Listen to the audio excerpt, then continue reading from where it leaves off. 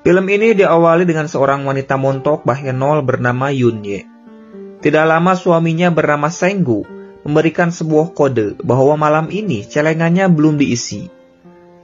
Yunye yang paham akan hal itu langsung saja minum sebuah vitamin agar tokcer dan gacor saat di lapangan. Dan mereka pun langsung saja melakukan ritual adu gacor. Paginya Yunye sedang masak untuk sarapan suaminya yang akan kerja. Tapi edannya saat sedang sarapan, Yunye menggoda suaminya. Berhubung mereka ini pengantin baru yang sedang dalam masa pertumbuhan, ujung-ujungnya mereka langsung saja melakukan ritual penggoyangan meja makan.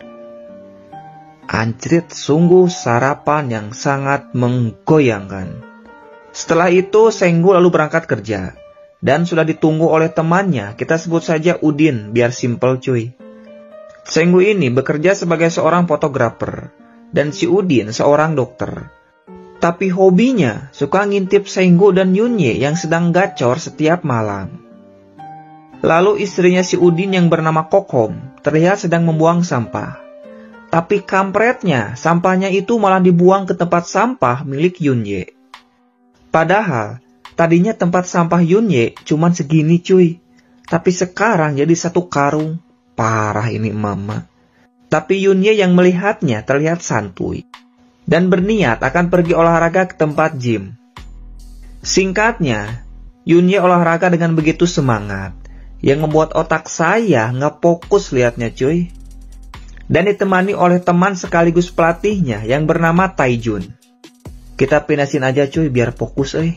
Di tempat lain terlihat Senggu yang sedang melakukan sesi pemotretan pada seorang model bernama Yurin. Setelah selesai mereka lalu minum jamu temulawak bersama. Di sini Yurin curhat kalau dirinya akan diusir dari rumah kontrakan karena tidak bisa membayarnya dan bingung harus tinggal di mana. Si Yurin yang sudah mabok parah diantar pulang oleh Senggu. Besok paginya, Senggu dan Yunye sedang asik melakukan ritual senam pagi. Tapi apesnya, saat Senggu akan berangkat kerja, di dalam mobil si Udin malah muntah, yang membuat Senggu tidak konsentrasi. Dan akhirnya menabrak mobil yang ada di depannya. Senggu langsung meminta maaf dan akan mengganti rugi untuk memperbaikinya. Dan hal itu membuat Yunye marah pada Senggu. Karena menggunakan tabungan miliknya untuk memperbaiki mobil yang rusak. Padahal uang itu untuk membayar hutang pada Bank Emok. Belum lagi token listrik. Dan juga kuota tri yang sudah habis. Karena ingin menonton konten channel Lembur Film yang terbaru. Dan kata Yunye, untuk yang belum subrek harus subrek dulu. Biar selalu ketemu sama dia. Itu kata Yunye cuy, bukan kata saya. Singkat waktu, saat di tempat kerja, Senggu terus memikirkan perkataan Yurin yang akan diusir dari kontrakannya. Senggu yang kasihan lalu menelepon Yunye dan meminta izin agar Yurin diizinkan tinggal di rumah mereka. Tapi Yunye jelas menolaknya. Di tempat lain, Yunye melihat Taijun membawa tas dan juga barang-barangnya. Ternyata dia diusir dari rumah oleh pacarnya. Dan sekarang bingung harus tinggal di mana.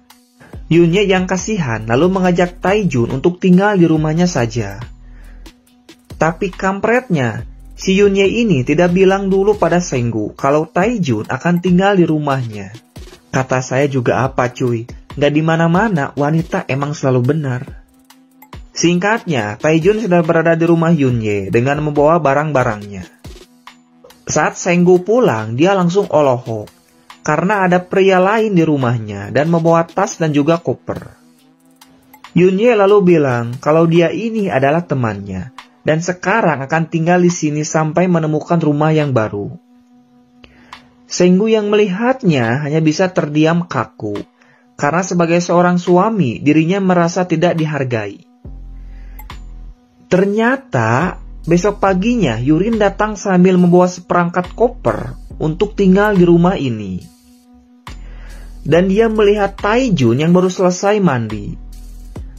Singkat waktu, malamnya Yurin dan Taijun sedang mabok tuak versi kaleng. Si Yunye yang baru pulang langsung marah karena ada seorang wanita di rumahnya. Yurin lalu bilang kalau dirinya adalah teman Senggu dan akan tinggal di rumah ini karena disuruh oleh Senggu.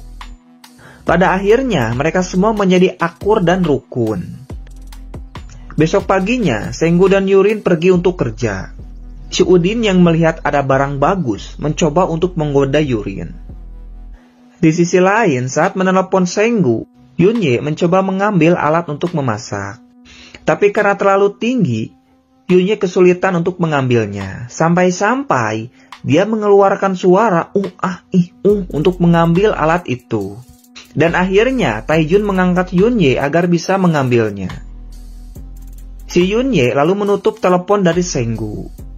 Tapi ternyata Senggu mendengar suara itu merasa curiga dan membuatnya tidak tenang. Sampai-sampai dia membayangkan kalau Yunye sedang bermain kuda lumping dengan si Taijun. Untuk memastikannya, Senggu langsung pulang dan mencari Yunye ke setiap ruangan, tapi tidak ada. Dan pada saat bertemu dengan Yunye, langsung saja melakukan ritual gaya anak tangga. Malamnya saat tidur, Yunye terbangun dan melihat Senggu sudah tidak ada. Ternyata Senggu sedang asik mabok bareng bersama Yurin. Tiba-tiba Yunye datang yang membuat mereka langsung kaget. Di sini Yunye marah, tapi si Yurin yang mendengarnya malah terlihat santuy kalem. Yunye lalu menyuruh Senggu untuk tidur. Besok paginya Yunye berniat akan pergi bertemu dengan temannya. Sebelum pergi, dia masuk ke kamar Yurin yang masih tidur. Dan hal itu membuat Yunye merasa tidak tenang karena meninggalkan Senggu dan Yurin di rumah ini berdua. Singkatnya, saat sedang bersama dengan temannya, si Yunye terus memikirkan Senggu dan memutuskan untuk pulang. Saat di mobil dia menelepon Senggu dan mendengar suara Senggu seperti orang yang sedang bermain kuda lumping. Si Yunye pun semakin tidak tenang, ditambah lagi jalanan yang macet. Dia pun memutuskan untuk lari agar cepat sampai rumah. Saat sudah sampai rumah dengan suasana yang gelap, si Yunye langsung disambut oleh suara pemersatu bangsa. Dan saat lampu dinyalakan, ternyata mereka bertiga sedang asik menonton sinetron sambil menangis. Kampret emang. Mereka pun lalu makan bersama. Tiba-tiba, Yunye merasa mual dan pergi ke kamar mandi.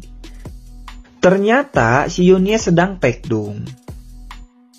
Tapi jadahnya saat Yurin dan Taijun memberikan selamat, si Senggu malah tidak bahagia sambil melihat ke arah Taijun. Besok paginya, Yunye dan Senggu tidak nafsu makan.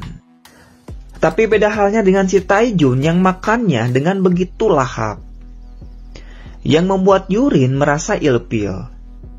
Siang harinya Yurin dan Senggu berniat akan memasang CCTV di setiap sudut rumah, termasuk kamar Senggu. Singkat waktu malam harinya, Yurin mencoba menanyakan langsung pada Taijun, apakah Taijun pernah bermain kuda lumping bersama Yunye. Di dalam rumah, ternyata si Yunye tahu kalau di kamarnya terdapat CCTV. Hal itu membuat Yunye marah sekaligus menangis. Karena Senggu tidak percaya padanya dan menuduh Yunye telah berselingkuh dengan Taijun. Tidak lama Yurin dan Taijun datang. Di sini Taijun langsung menjelaskan semuanya, bahwa dia tidak pernah bermain kuda lumping dengan Yunye. Justru dia sangat berterima kasih pada Yunye karena telah diizinkan tinggal di rumah ini. Akhirnya mereka semua menjadi akur dan besok malamnya langsung merayakan atas kehamilan Yunye. Setelah selesai, saat Senggu mengambil minum, dia mendengar suara pemersatu bangsa. Dan ternyata itu suara Yurin dan Taijun yang sedang melakukan senam malam hari. Film pun ditutup dengan si Udin yang sedang mengintip kegiatan mereka berempat. Dan film pun tamat cuy. ending yang sangat mengintipkan. Pelajaran yang dapat diambil dari film, jangan pernah menuduh orang lain tanpa adanya bukti.